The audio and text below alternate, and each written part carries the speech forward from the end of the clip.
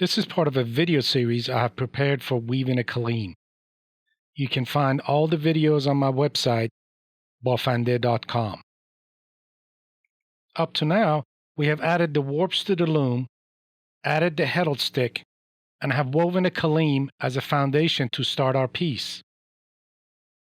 One of the critical parts of weaving is to keep the edges, or what's called the selvage, straight as you continue to weave. I am using a couple of thick pieces of paper to mark the distance between my right and left warps from the loom itself. You could also use a ruler, but this way you don't have to remember any numbers, you just look for your mark. I will periodically check both edges to make sure it remains close. If you pull too hard on the weft, it will pull the selvage in, and if not addressed, it will affect the end product. As you become more experienced, it will get easier to get it right. Please know that long-time weavers can also mess up if they lose their concentration. This is a good time to take care of any unevenness in your weft. It will help keep your Kilim as straight as possible. I will be using 6 strands of Appleton crewel yarn for the wefts on my Kilim. Please remember to buy the best quality materials you can afford. All of your time and attention given to weaving your piece will not compare to the extra few dollars. You can find more details on the materials section on my website. In another video, I will provide more detail on design and colors. This video is intended to show the general technique of weaving a Kilim. Just a refresher on how the Heddle stick operates. When the shed stick is up, it creates this shed. You can pass the weft tool through it. When the shed stick is down, it creates another shed to pass the weft tool. One other thing, make sure the strings that make up the selvage are out of the way and behind the shed stick.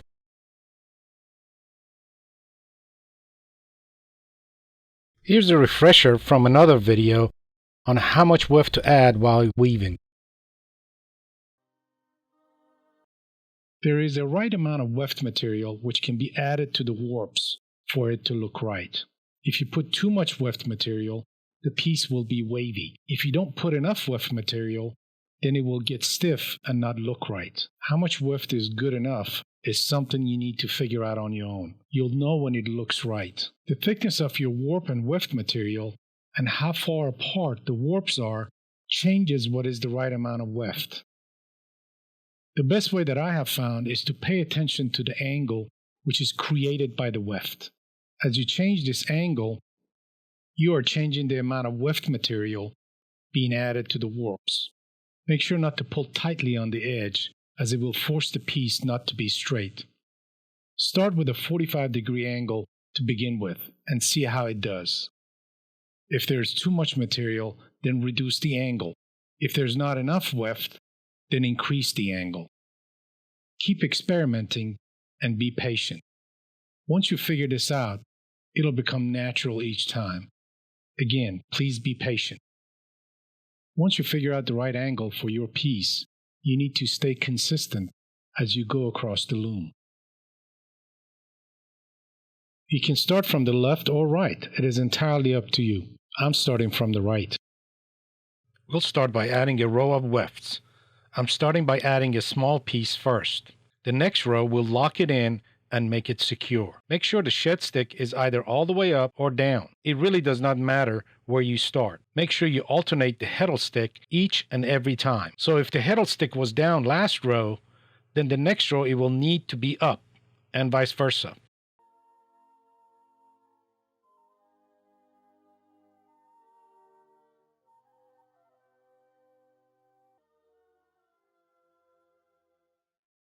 Pass the weft tool as shown with the half loop on the right, so that you can loop a piece of the material and drag across to the other end.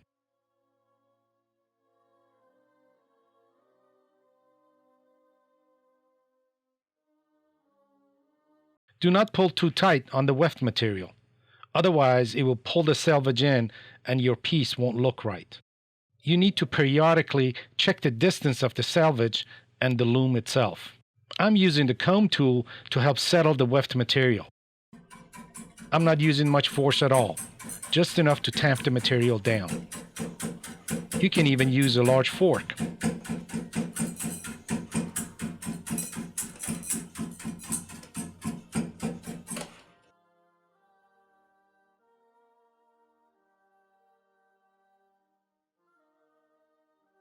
We will now wrap the weft around the selvage, which are the last 4 warp strings on both ends.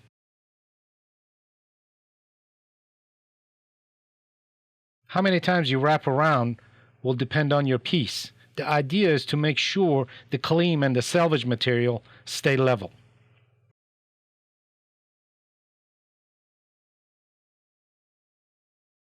Make sure you alternate the Heddle stick each and every time. Let's repeat the process going from left to right.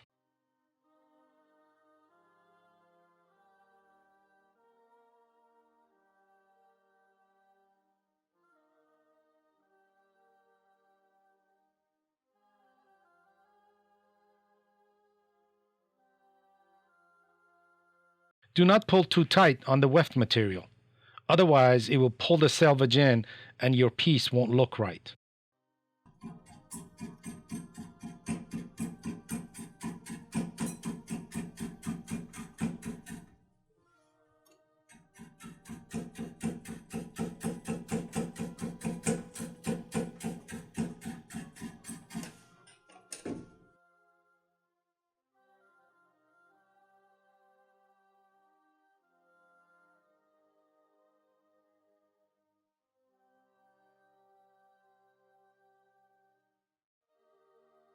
Here's what it looks like after 3 rows have been added with the little extra piece sticking out. Also, as you run out of material, just leave a piece a few inches long like shown and continue to weave. We will take care of these little pieces once we've finished the Kilim and have taken it down from the loom. We will continue to add more rows going back and forth in the blue color.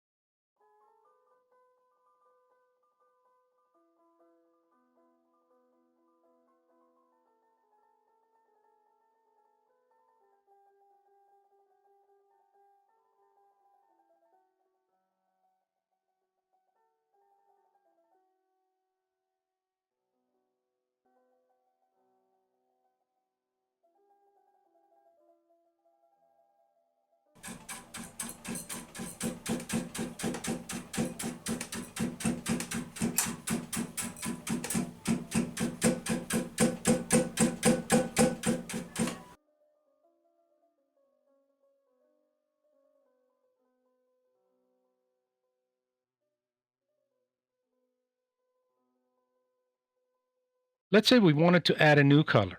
We will begin by leaving a small piece again as shown.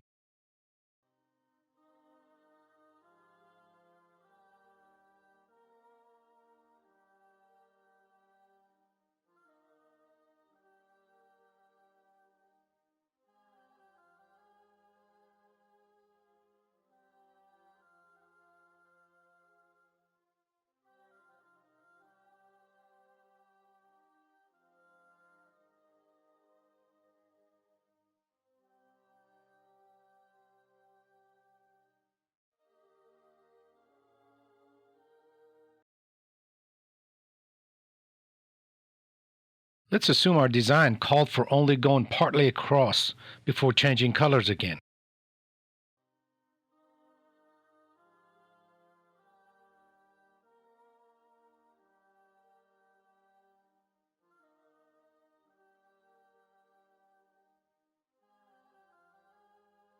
You will need to make a note of the warp string which you plan to stop at.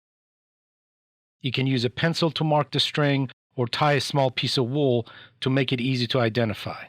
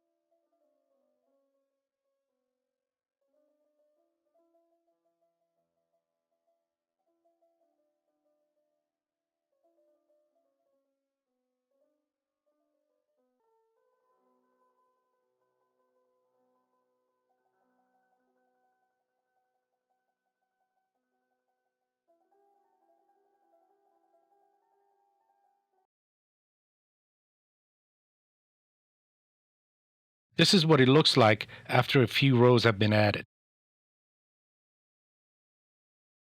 Now we'll go back and fill in with the blue weft on the left side. Remember to use the adjacent warp string to go back and forth. We'll keep adding rows until we catch up with the other color.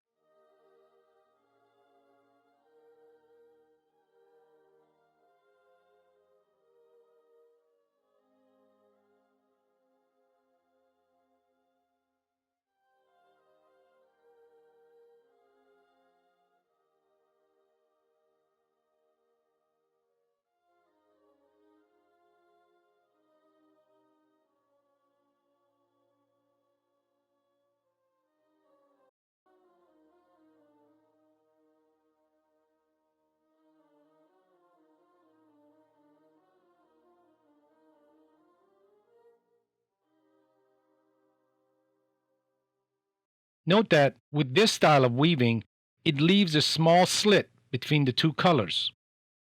This slit, if too big, will look like a hole in the Kilim. That is why you can't go too many rows. The Kilims woven in this style will typically have a geometric design to accommodate this challenge. Let's assume we're done with the red color.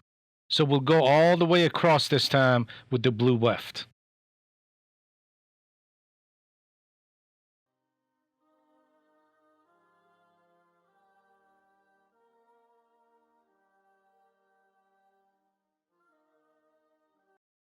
I want to show you another technique in changing colors. Let's assume the blue weft stops somewhere on the left. We'll mark the warp string using a pen or pencil. In this technique, both colors will share the same warp string. This method avoids leaving a slit between color changes.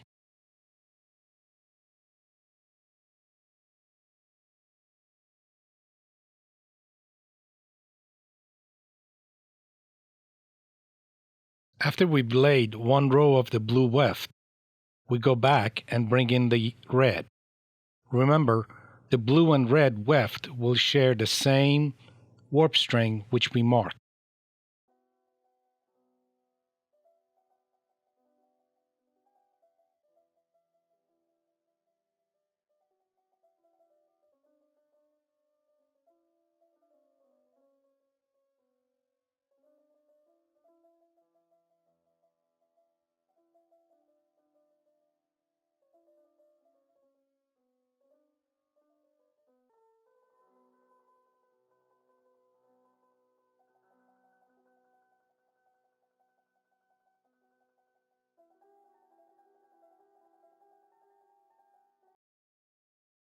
As I mentioned before, this technique avoids this slit. However, since you're doubling up on the weft being passed around the same warp string, you can't do this for too many rows.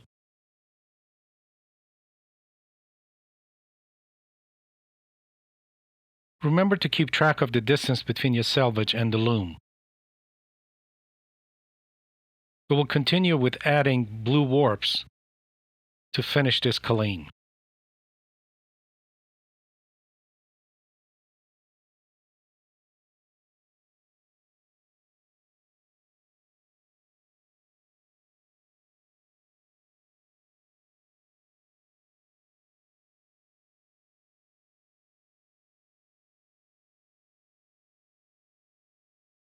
This is a good time to take care of any unevenness in your weft.